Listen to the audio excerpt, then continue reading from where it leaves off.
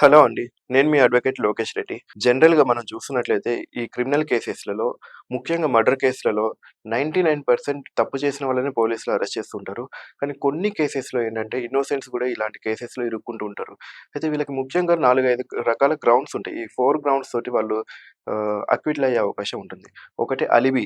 అంటే అఫెన్స్ జరిగిన ప్లేస్‌లో వాళ్ళు లేరు అని ప్రూవ్ చేసుకున్న, తర్వాత వాళ్ళకి ఆ మర్డర్ చేయవలసిన ఇంటెన్షన్ లేదు అని ప్రూవ్ చేసుకున్న, సెల్ఫ్ డిఫెన్స్ కోసమే ఆ మర్డర్ చేయాల్సొచ్చిందని ప్రూవ్ చేసుకున్నా, అక్కడ ల్యాక్ ఆఫ్ ఎవిడెన్స్ ఉంది అని ప్రూవ్ చేసినా, ఈ మీకు బెనిఫిట్ ఆఫ్ డౌట్ అని ఒకటుంటుందండి. ఈ బెనిఫిట్ ఆఫ్ డౌట్ కింద మీకు ఈ కేస్ క్లియర్‌గా అక్విటల్ అయ్యే అవకాశం ఉంటుంది.